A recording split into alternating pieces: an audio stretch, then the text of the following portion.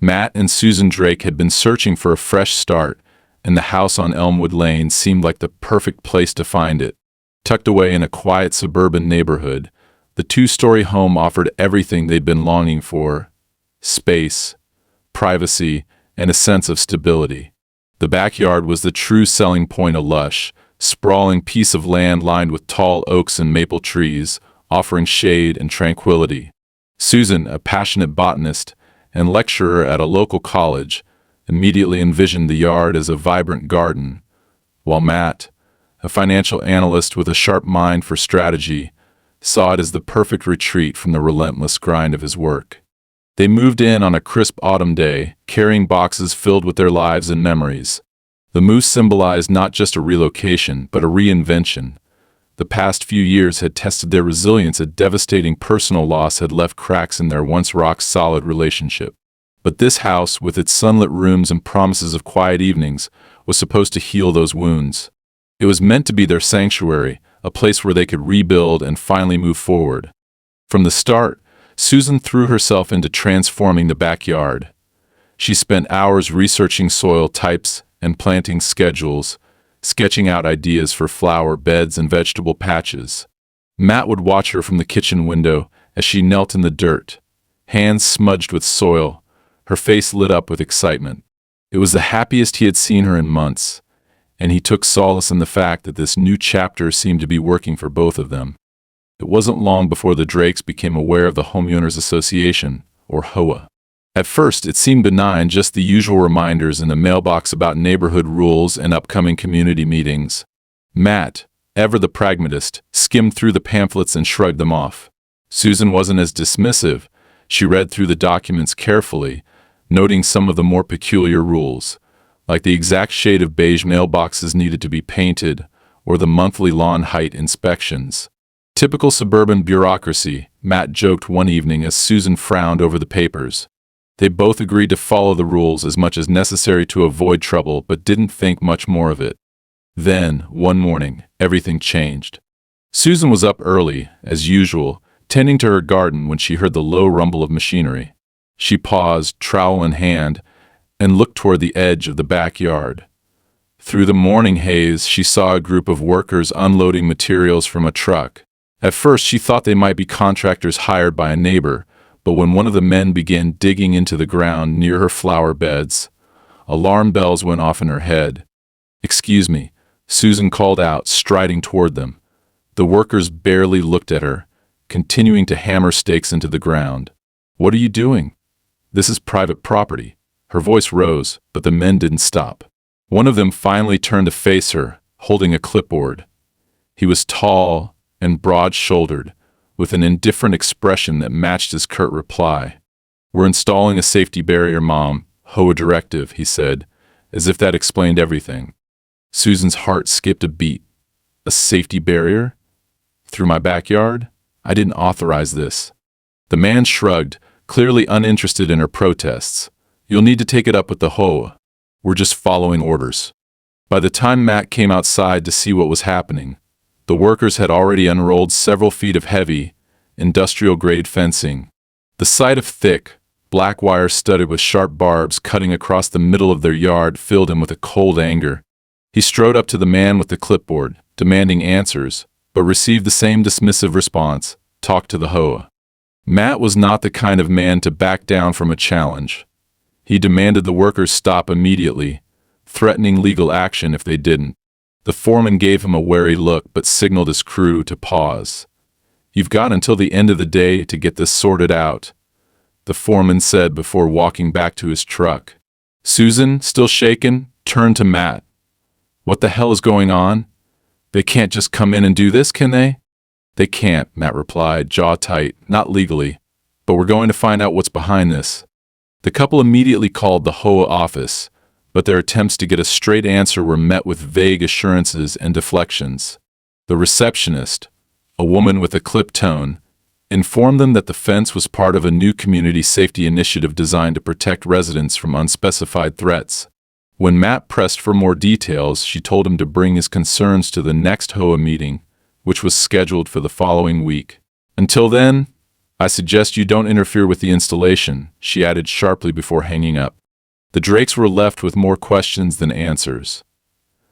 That evening, they stood in their backyard, staring at the half-finished fence that now marred their once pristine view.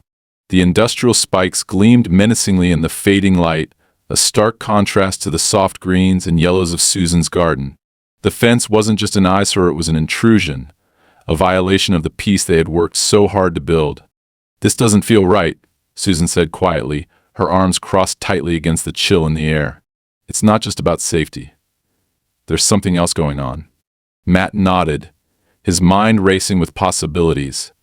He had always been good at connecting dots, at seeing the bigger picture where others saw random pieces.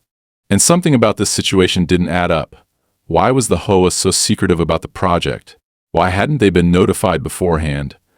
And what kind of safety concern could possibly justify cutting through private property without permission? The next morning, Susan made another discovery that deepened the mystery. As she inspected the section of fence closest to her garden, she noticed a small, engraved logo near the base of one of the posts. It wasn't an HOA emblem, it belonged to a private security firm. She snapped a photo and showed it to Matt. "Does this look like something a neighborhood association would use?" she asked. Matt frowned. "No. This is high-end equipment. Someone's spending serious money on this." Their quiet suburban life had been disrupted, and the Drakes were determined to get to the bottom of it.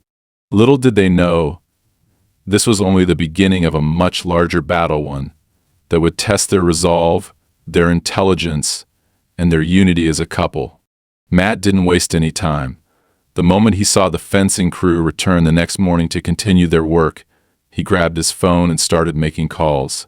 He wasn't sure who to contact first, but instinct told him to start at the top. He called the HOA office again, bypassing the general line and requesting to speak directly with the president of the association. After being placed on hold for what felt like an eternity, a calm but detached voice finally came on the line. "This is Lynn Weiss, HOA president. How can I help you?" Matt's tone was steady, but there was an edge of frustration he couldn't hide. "Miss Weiss, this is Matt Drake. I live at 145 Elmwood Lane. Can you explain why there's a barbed wire fence being installed across my backyard? I was told this is an HOA project, but I received no prior notice, no explanation, nothing."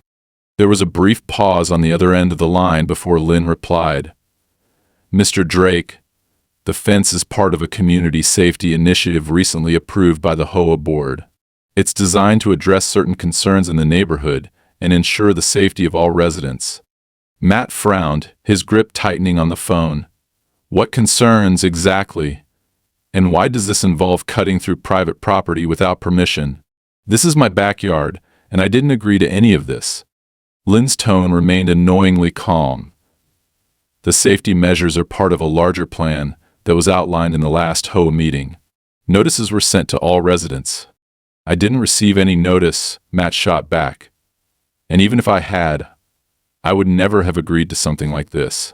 What kind of safety issue are we even talking about?" "I'm afraid I can't go into the specifics," Lynn replied.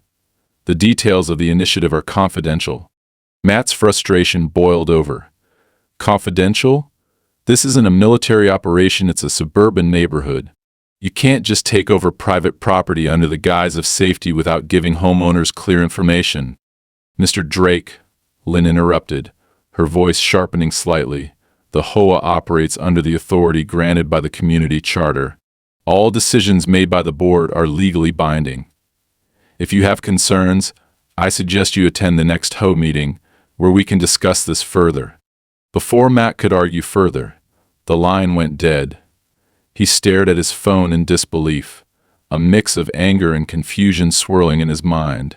The words legally binding and confidential echoed in his head, raising more questions than answers. He returned to the backyard, where Susan was standing near the half-installed fence, arms crossed and a deep crease of worry etched on her forehead. "What did they say?" she asked. "Not much," Matt replied tersely. "Apparently this is part of some safety initiative, and they claim it was approved at a meeting we weren't even told about. Lynn Weiss says it's legally binding." "Legally binding?" Susan repeated, her voice rising. They can't just declare parts of our yard off limits. That's not how property ownership works. That's exactly what I told her, Matt said, running a hand through his hair. But she wouldn't give me any details, just told me to bring it up at the next HOA meeting. Susan looked back at the fence, her unease growing. Matt, this doesn't feel right. What kind of safety issue would need barbed wire and industrial fencing? This isn't just about keeping deer out of the garden. I know, Matt agreed. And that's what bothers me. If it were something simple, they wouldn't be so secretive about it. Later that day, Susan decided to take matters into her own hands. While Matt was at work, she began researching the HOA and its recent activities. She started with their website, but the information was vague and unhelpful, just generic updates about neighborhood events and maintenance schedules.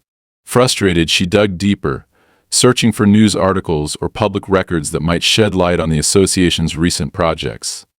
It wasn't long before she stumbled upon something curious.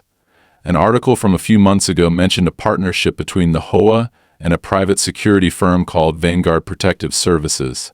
According to the article, Vanguard had been contracted to implement advanced security measures in the area, though the specifics weren't disclosed. Susan's brow furrowed as she clicked through the firm's website. Vanguard's services included high-tech surveillance systems, perimeter fencing, and crowd control solutions. The site's promotional material featured ominous language about neutralizing threats and maintaining order, which felt wildly out of place for a suburban neighborhood.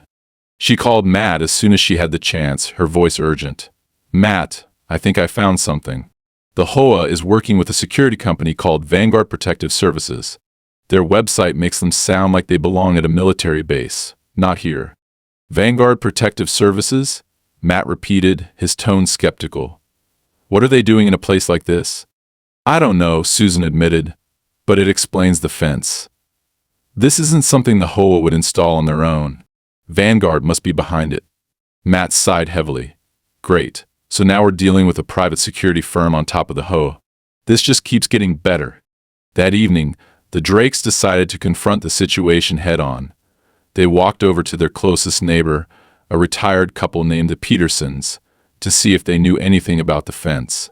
The Petersons were polite but visibly uncomfortable, glancing over their shoulders as if they were being watched. We heard about the safety initiative, Mr. Peterson said hesitantly. The HOA said it was for the good of the community, but we didn't ask too many questions. Why not? Matt pressed. Mrs. Peterson shifted uneasily. Because we didn't want any trouble. The last time someone pushed back against the HOA, their property taxes mysteriously went up, and they got hit with a bunch of violations. It's not worth the fight. Matt and Susan exchanged a glance, their unease deepening. As they walked back to their house, Susan muttered, This isn't just about fences. They're using fear to keep people in line. Matt nodded grimly. And if that's how they operate, we're going to need a plan. A good one. That night, Susan decided to dig even deeper. She pored over local property records and zoning maps, trying to find any clue about the HOA's true intentions. Meanwhile, Matt began reaching out to his network of colleagues and contacts, hoping someone might have experienced dealing with situations like this. By the time they went to bed, both of them were on edge. The fence wasn't just an eyesore, it was a symbol of something far more insidious. And as Matt lay awake, staring at the ceiling, he couldn't shake the feeling that their quiet suburban life was about to be turned upside down. Neither of them could have predicted just how right he was. The workers returned at dawn, their truck rumbling loudly as they pulled into the cul-de-sac. Susan had been up for hours, staring out the window with a mix of frustration and dread. She'd spent the night scouring every piece of paperwork she and Matt had signed when they bought the house. There was nothing about the HOA having the authority to alter their property, let alone install something as invasive as the barbed wire fence currently carving through their backyard. Yet here they were again, continuing their work as though nothing had happened. Matt emerged from the bedroom, bleary-eyed but resolute. He had barely slept, his mind spinning with worst-case scenarios. They're here already, he asked, glancing out the window. Bright and early, Susan muttered. They don't waste any time, do they? Matt grabbed his coat and headed for the backyard. He was done waiting for answers. I'm going to talk to them again, he said. Susan followed him, her jaw set. I'm coming with you. As they approached the workers, Matt raised his voice to get their attention. Hey, I thought I told you yesterday to stop until we figure this out. The foreman, the same burly man with the clipboard from the day before, turned around with an exasperated look. We have a schedule to keep, he said flatly. Take it up with the HOA. We did, Matt snapped. And they didn't give us any real answers. So until we get this sorted out, you're trespassing. This is private property. The foreman shrugged. Not my call. I've got orders, and I'm following them. Matt stepped closer, his anger simmering. You can't just show up and do whatever you want. If you're not off this property in the next 10 minutes, I'm calling the police. The foreman didn't flinch. Instead, he reached into his pocket and pulled out a folded piece of paper. You see this, he said, holding it up. It's a work order, signed and stamped by the HOA. As far as I'm concerned, we're authorized to be here. If you've got a problem, take it up with them. But I'm not stopping. Matt snatched the paper out of his hand and scanned it. The document looked official, HOA letterhead, signatures, the works, but something about it felt off. It didn't specify why the fence was being installed or what safety concerns it was meant to address. It was vague, almost deliberately so. This doesn't mean anything, Matt said, crumpling the paper. Get off my property. The foreman raised an eyebrow but said nothing. He turned to his crew and gave a signal. Reluctantly, they began packing up their tools and loading them back into the truck. We'll be back, the foreman said over his shoulder. This isn't over. Matt and Susan stood in silence as the truck pulled away, leaving behind the half-finished fence and a mess of stakes and wires scattered across the lawn. What now? Susan asked, her voice shaky. Now we dig deeper, Matt said firmly. If they think they can bully us, they've got another thing coming. The rest of the day was a blur of phone calls and research.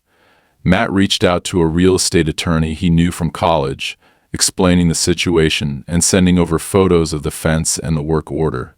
The attorney, a sharp woman named Lisa, promised to look into it and get back to him as soon as possible. Meanwhile, Susan decided to take a more hands-on approach.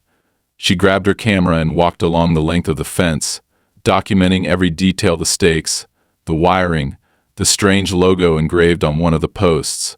It was the same logo she had found online the night before, belonging to Vanguard Protective Services.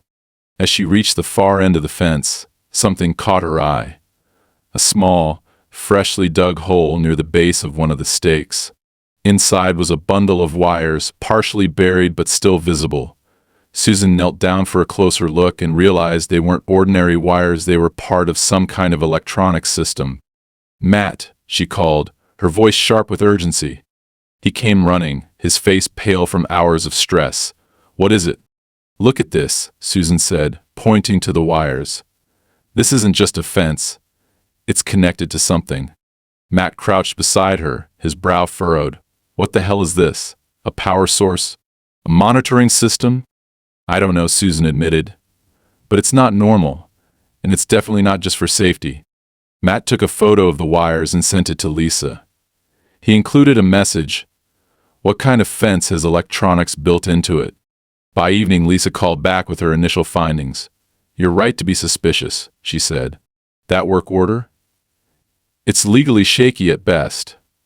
The HOA has no explicit authority to modify your property without your consent, even under the guise of a safety initiative. And that logo you mentioned, Vanguard Protective Services? They're not just a security firm. They specialize in surveillance and perimeter control. This isn't about safety, Matt. It's about control. Matt's stomach sank. Control of what? I'm not sure yet, Lisa admitted, but I'm going to dig deeper. In the meantime, document everything. Take pictures. Keep records of every interaction. If this goes to court, you're going to need hard evidence. That night, Matt and Susan sat in their living room, the weight of the situation pressing down on them. The fence wasn't just an inconvenience, it was a threat. A physical manifestation of some larger, more insidious agenda. What are they trying to hide? Susan wondered aloud. Or what are they trying to keep us out of? Matt added. The questions hung in the air, unanswered. Around midnight, they were jolted awake by a loud metallic clanging. Matt grabbed a flashlight and ran to the backyard, with Susan close behind. The noise was coming from the far side of the fence, where a shadowy figure was crouched near the base, working on something. "Hey," Matt shouted, shining the flashlight directly at the figure. The person froze for a moment before bolting into the darkness, leaving behind a small toolbox and what appeared to be a set of blueprints. Matt picked up the blueprints, his hands shaking. They were detailed schematics of the fence, complete with notes and measurements. In the corner of the page was the Vanguard logo, along with the words, Phase 2 Implementation. "What the hell is Phase 2? Susan whispered, her voice trembling. "I don't know," Matt said, his mind racing. "But whatever it is, we're going to stop it." The fence wasn't just an intrusion anymore. It was a battlefield, and Matt and Susan had no intention of losing. Matt sat at the kitchen table, the blueprints spread out before him like a puzzle he couldn't solve. Susan leaned over his shoulder, her eyes scanning the intricate diagrams. Every measurement, every label, every technical note seemed deliberately dense, like it was designed to keep outsiders in the dark. The words Phase 2 Implementation hovered in the corner of the page like a warning. "This isn't just a fence," Matt said finally, breaking the silence. "This is part of something bigger." "But what?" Susan asked, her voice laced with frustration.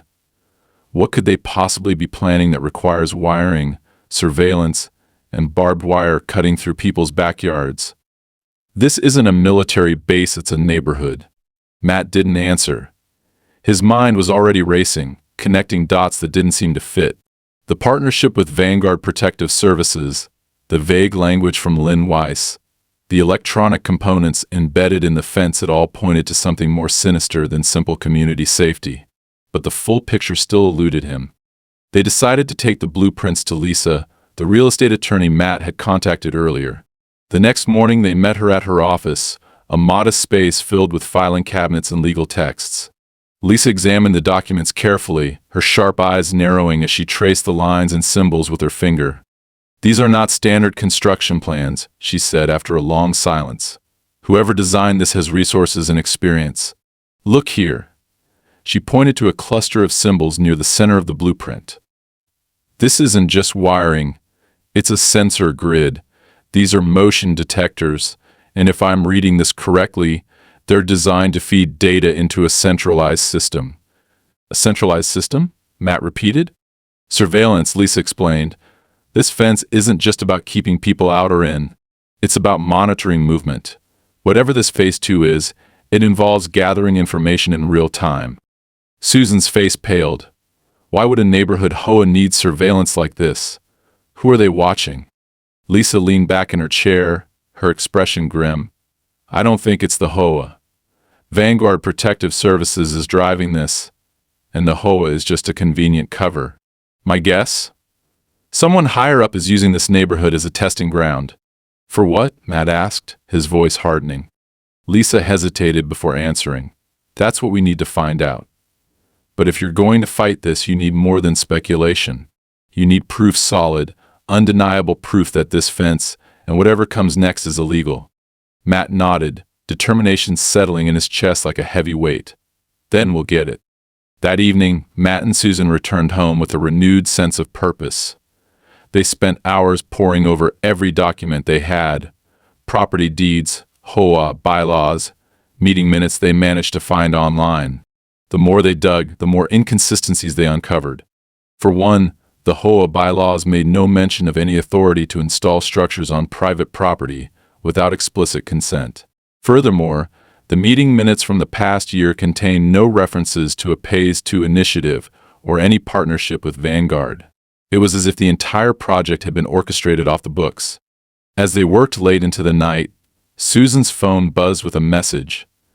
It was from one of her colleagues at the university, someone who specialized in environmental studies. She had sent him photos of the fence and the Vanguard logo earlier, hoping for some insight. "Susan, this might be nothing, but I recognize the name Vanguard.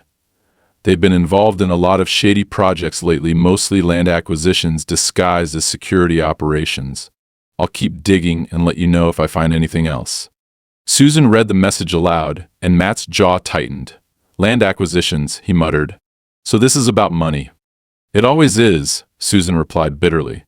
The next day, they decided to confront Lynn Weiss directly. They arrived at the HOA office unannounced, determined to get answers.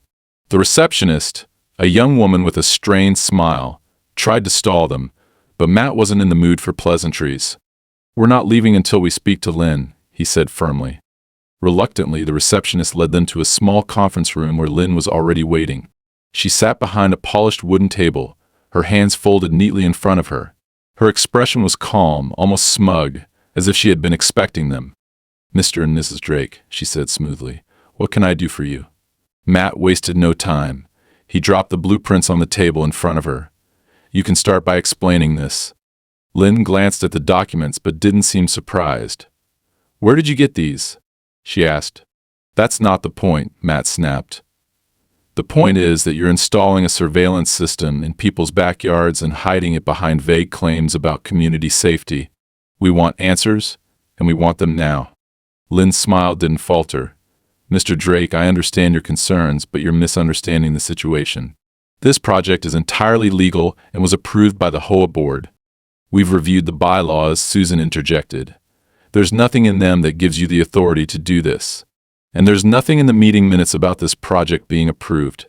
Lynn's composure wavered slightly, but she quickly recovered. "Some decisions are made at the discretion of the board for the greater good of the community. Not every detail is documented in the minutes." Matt leaned forward, his voice low and cold. "Cut the crap, Lynn. This isn't about safety or the greater good. This is about money. Who's paying you to let Vanguard use this neighborhood as their testing ground?" For a brief moment, something flickered in Lynn's eyes, fear, perhaps, or anger. But she quickly masked it with her usual calm demeanor. "Mr. Drake, I suggest you tread carefully. Making baseless accusations could have serious consequences." "Are you threatening us?" Susan asked, her voice sharp. "Not at all," Lynn replied smoothly. "I'm simply advising you to be mindful of your actions. Now, if there's nothing else, I have other matters to attend to." Matt and Susan left the office seething but undeterred. They knew they were on to something, and Lynn's evasiveness only confirmed their suspicions. That night, as they reviewed their findings, Matt's phone buzzed with an email from Lisa. Attached was a public records search she had conducted on Vanguard Protective Services. Among the documents was a contract between Vanguard and a private development company.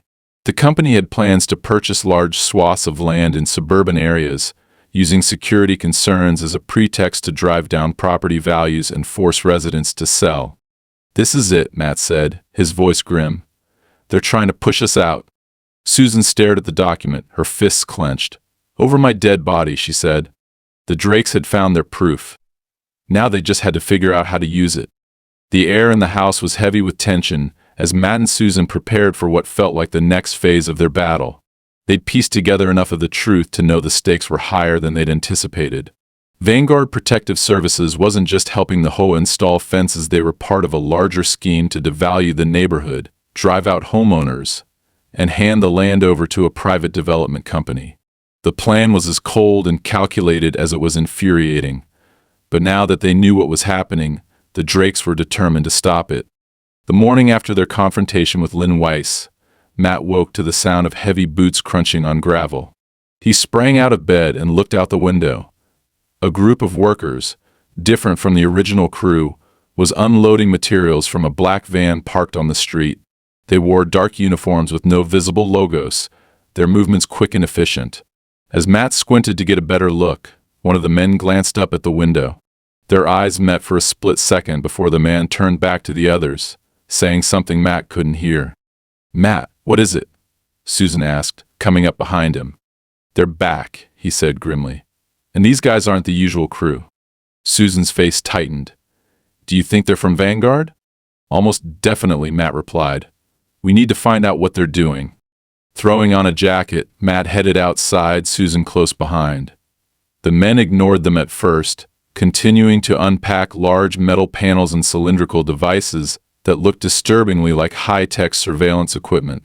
Matt stepped into their path, forcing one of them to stop. "What's going on here?" Matt demanded. "Why are you on my property?" The man didn't respond. Up close, Matt could see that he was wearing a discreet earpiece, and his expression was blank, almost robotic. Without a word, The man stepped around Matt and continued working. "Hey," Matt shouted, his frustration boiling over. "I asked you a question. Who sent you?" One of the other men finally turned to face him. His voice was calm but cold. "This is an authorized operation under the jurisdiction of the HOA. Please stay back." "Jurisdiction?" Susan interjected. "This is private property. You can't just waltz in here with your equipment and start installing whatever you want." The man gave her a condescending look. "If you have complaints, take them up with your HOA representative. We're just following orders." Matt clenched his fists, his anger barely contained. He wanted to force them off the property, but there were too many of them, and they clearly weren't amateurs. He could feel Susan's hand on his arm, a silent reminder to stay calm. "Fine," Matt said through gritted teeth, "but I'm documenting everything." He pulled out his phone and began recording the scene, making sure to capture the men, their equipment, and the van's license plate. The men didn't react, continuing their work as though he weren't there. Susan followed his lead, snapping photos of the devices they were unloading. After about 20 minutes, the van pulled away, leaving the equipment piled neatly in the backyard. Matt and Susan inspected the materials, but most of it was unfamiliar advanced-looking gadgets with no obvious markings or instructions. "What do you think this is?" Susan asked, crouching to examine one of the cylindrical devices. "I don't know," Matt admitted. "But whatever it is, it's not just a fence. This looks like surveillance, or maybe even some kind of signal jammer." Susan frowned. "Signal jammer? Why would they need something like that?" "To keep us isolated," Matt said grimly. "If they can disrupt communications, it'll be harder for us to get help." Later that day, Matt received a call from Lisa. He brought her up to speed on the latest developments, including the new crew and their mysterious equipment. Lisa's tone was sharp with urgency. "This is escalating fast," she said. "I've been digging into Vanguard's operations, and it's worse than I thought. They've done this in other neighborhoods, using intimidation and harassment to force people out. Some homeowners reported break-ins, property damage, even physical confrontations." "Sounds about right," Matt muttered. "What can we do to stop them?" "You need to file a formal complaint with the city," Lisa said. "If Vanguard is operating without proper permits, that's a violation. And keep documenting everything. They're going to try to intimidate you, but the more evidence you have, the stronger your case will be." Matt thanked her and hung up, but the conversation left him uneasy. The idea that Vanguard might escalate their tactics wasn't surprising, but it was still chilling. He shared Lisa's warning with Susan, and they agreed to take extra precautions. That evening, they installed additional locks on their doors and set up motion-activated cameras around the property. They also backed up all their evidence, photos, videos, emails to a secure cloud storage account. But even with their preparations, the tension was palpable. Every noise outside, every shadow in the yard put them on edge. They were fighting a battle on their own turf, but the enemy felt one step ahead. The next confrontation came 2 days later. Matt was returning home from a meeting with Lisa when he noticed a black SUV parked across the street from their house. It hadn't been there that morning, and something about it felt off. The windows were tinted too dark to see inside, and the engine was idling quietly. As Matt pulled into the driveway, the SUV didn't move. He watched it in his rearview mirror, half expecting someone to step out, but no one did. When he got out of his car, he stood for a moment, staring at the vehicle. It stared back, a silent, mechanical presence. "Matt?" Susan called from the porch. "What's wrong?" He shook his head. "Nothing. Just keep an eye on that SUV. I'll be inside in a minute." But as he turned toward the house, the SUV's engine roared to life. It sped down the street, disappearing around the corner before Matt could react. That night, Susan found another envelope in their mailbox. There was no return address, just their names scrawled in blocky, uneven handwriting. Inside was a single sheet of paper with a typed message. "Stop interfering, or you'll regret it." Matt's face hardened as he read the note. "They're trying to scare us," he said. "It's not going to work." But Susan's hands were trembling. "Matt, what if they're serious? What if they—" "They won't," Matt said firmly, "because we're not backing down." The fear was real, But so was their resolve. The Drakes knew they were up against a powerful, ruthless opponent, but they also knew they couldn't afford to give in. This wasn't just about their backyard anymore, it was about standing up to corruption, greed, and intimidation. And as Matt stared at the empty street outside, he made a silent vow: no matter how far Vanguard and the HOA were willing to go, he and Susan would go further. They would fight, and they would win. Matt paced the living room, the envelope with the threat still sitting on the coffee table. Susan sat nearby, her laptop open, as she reviewed the stack of evidence they'd collected: photos of the fence, videos of the workers, notes from Lisa, and even the blueprint with Vanguard's logo. The pieces were all there, but they still needed one final move to tip the scales. "They're escalating," Matt muttered. "First the fence, now the surveillance equipment. And now this," he said, gesturing toward the envelope. "They're trying to intimidate us into backing down." Susan didn't look up from her screen. "If they're going this far, it means we're close to something big. They wouldn't bother with threats if we weren't a problem for them." Matt stopped pacing and turned to her. "So what's the next step? We can't just sit here and wait for them to make the next move." "I think it's time to go public," Susan said, her tone resolute. "If the HOA won't listen and Vanguard is operating in the shadows, we need to bring this into the light. Expose them for what they're doing." Matt frowned. "That's risky. If we go public, they'll double down. We don't know how far they're willing to go to protect their interests. And we don't know how far they'll go if we stay quiet," Susan countered. "This isn't just about us anymore. If they're targeting this neighborhood, they'll do it to others too. Someone has to stand up to them." Matt sighed, knowing she was right. It wasn't in his nature to take such a bold, public stance, but they were out of options. "All right," he said, "we'll do it. But if we're going to fight them head-on, we need to be smart about it. No mistakes." They spent the next few hours preparing. Susan compiled their evidence into a cohesive narrative, outlining how Vanguard and the HOA were working together to install surveillance equipment under the guise of community safety. Matt reached out to Lisa, who agreed to help them draft a formal complaint to the city council. She also suggested reaching out to local advocacy groups that specialized in property rights and exposing corporate overreach. By the next morning, they were ready. Matt and Susan drove to the city council office with a printed dossier of their findings. The receptionist directed them to a clerk who listened intently as they explained the situation. "This is serious," the clerk said, flipping through the dossier. "If what you're saying is true, this isn't just a property dispute, it's a legal and ethical violation. I'll make sure this gets into the right hands." For the first time in days, Matt and Susan felt a glimmer of hope. But their relief was short-lived. When they returned home that evening, they found their backyard in chaos. The half-installed fence had been reinforced with additional metal panels, and a large black box had been mounted on one of the posts. It hummed faintly, its purpose unknown but clearly ominous. More concerning was the group of men standing in their yard, drilling stakes into the ground, as if the Drakes didn't exist. Matt stormed out of the house, his anger boiling over. "What the hell do you think you're doing?" he shouted. One of the men turned to him, his expression blank and unflinching. "We're authorized to complete the installation. Please stay back." "This is my property," Matt yelled.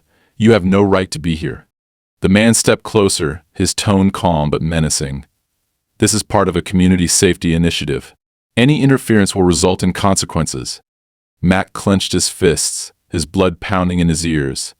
But before he could say anything, Susan appeared at his side, holding her phone. "I'm recording this," she said loudly, her voice steady despite the tension in the air. "You're trespassing on private property. Leave now, or we'll call the police." The men hesitated, exchanging glances. One of them spoke into his earpiece, his voice too low to hear. A moment later, they began packing up their equipment. "This isn't over," the man said before turning and walking away. Matt and Susan watched in silence as the workers disappeared down the street. When they were gone, Susan let out a shaky breath. "They're testing us," she said, "seeing how far they can push before we break." "Well, they're about to find out we don't break," Matt replied grimly. That night, they sent the footage to Lisa, who promised to add it to their complaint. They also contacted the advocacy group Lisa had recommended, which offered to help amplify their story. But Vanguard wasn't done. The next morning, Matt woke to find a legal notice taped to their front door. It was from the HOA, claiming that the Drakes had violated community regulations by obstructing an authorized project. The notice included a fine of $10,000 and a warning that further non-compliance could result in legal action, including the possibility of foreclosure. "They're trying to bleed us dry," Susan said, her voice trembling with anger. "They're trying to scare us," Matt corrected, "but it's not going to work. If anything, this just proves we're getting to them." They spent the rest of the day doubling down on their efforts. Matt drafted a public statement outlining Vanguard and the HOA's actions, while Susan reached out to more neighbors, hoping to rally support. Most were reluctant to get involved, but a few shared stories of their own unexplained fines, sudden rule changes, and mysterious construction projects that seemed to benefit no one but the HOA. That evening they received a call from Lisa. "I have good news and bad news," she said. "The good news is that the city council is taking your complaint seriously. They're scheduling a hearing to review the HOA's actions." "And the bad news?" Matt asked. "The HOA and Vanguard aren't going to take this lying down," Lisa replied. "They've already hired a high-powered legal team to defend their actions. This is going to get messy." Matt sighed, running a hand through his hair. "We're ready for messy." The hearing was set for the following week. Until then, the Drakes braced themselves for whatever Vanguard and the HOA might throw at them. They knew the fight was far from over, but they also knew they couldn't afford to back down. As the sun set over their backyard, Matt and Susan stood together, staring at the looming fence and the humming black box that now dominated their once peaceful yard. "They think they've already won," Matt said. Susan nodded, her jaw set with determination. "They're wrong." The battle lines were drawn, and the Drakes were ready to fight. The hearing day arrived with an air of tension Matt and Susan could feel deep in their bones. They had spent the week preparing relentlessly, working with Lisa to organize their evidence and refine their argument. The city council chambers were packed with people, including a surprising number of neighbors. Some were there to support the Drakes, emboldened by their courage, while others seemed more curious than anything else. At the far end of the room, Lynn Weiss sat with two sharply dressed lawyers flanking her. Vanguard's representatives, dressed in similarly tailored suits, exuded cold confidence. Matt's heart pounded as the proceedings began. Lisa took the lead, presenting their case methodically and with precision. She outlined the illegal actions taken by the HOA, starting with the unauthorized installation of the fence and escalating to the fines, threats, and surveillance equipment. Photos and videos were displayed on a screen for all to see, each image painting a damning picture of overreach and coercion. "The Drakes' property rights have been blatantly violated," Lisa said, her voice clear and firm. "The HOA, in partnership with Vanguard Protective Services, has used fear and intimidation to pursue an agenda that benefits no one but themselves and their corporate backers. This is not about safety. It's about control." Lynn's lawyers tried to counter, arguing that the HOA had acted within its authority to ensure community safety. They pointed to vague clauses in the HOA charter and referenced non-existent security threats, but their arguments lacked substance. When pressed for specifics about the supposed threats or the purpose of the surveillance equipment, they faltered. The turning point came when Lisa presented a contract. She had uncovered a deal between Vanguard and a private development company planning to purchase land in the neighborhood. The document explicitly outlined plans to devalue the area through strategic interventions, a euphemism for the exact tactics Vanguard and the HOA had employed. "This isn't about safety," Lisa declared, holding the contract aloft. "This is a calculated scheme to force homeowners out of their properties and sell their land to the highest bidder. And the Drakes aren't the only victims." The room erupted in murmurs, and Matt could see some of the more skeptical neighbors exchanging concerned glances. The council members whispered among themselves before calling for order. Lynn's composure finally cracked. Her lawyers scrambled to object, but the evidence was overwhelming. When one council member directly asked her if she had approved the contract, she hesitated a moment too long before stammering, I was acting in the best interest of the community." The council wasn't convinced. After several hours of deliberation, they announced their decision. The fence and all associated equipment were to be removed immediately. The HOA was fined for violating property rights, and the contract with Vanguard was declared null and void. Furthermore, an investigation was launched into the HOA's practices, with Lynn Weiss temporarily suspended from her position pending its outcome. As the decision was read aloud, a wave of relief washed over Matt and Susan. They exchanged a glance, their exhaustion momentarily giving way to quiet triumph. The following weeks were a blur of activity. The fence came down, the surveillance equipment was dismantled, and the black box disappeared without explanation. Matt and Susan worked to restore their backyard, planting new flowers and repairing the damage left by the ordeal. Neighbors began to stop by more often, offering apologies for their earlier silence and expressing gratitude for the Drakes' persistence. A few even joined forces to push for a complete overhaul of the HOA, determined to ensure something like this could never happen again. One crisp afternoon, as Matt and Susan sat on their newly rebuilt deck, sipping coffee and watching the sun set over their yard, they reflected on everything they had endured. "We almost lost everything," Susan said softly, breaking the silence. "But we didn't," Matt replied, taking her hand, "because we didn't back down." Susan smiled faintly, her gaze sweeping across the yard. "It feels different now, like it's really ours again." Matt nodded, squeezing her hand. "It always was, and it always will be." As the last rays of sunlight faded into the horizon, the Drakes knew that their fight had been worth it, not just for their home, but for the principle that no one, no matter how powerful, had the right to take it from them. They had stood their ground, and they had won.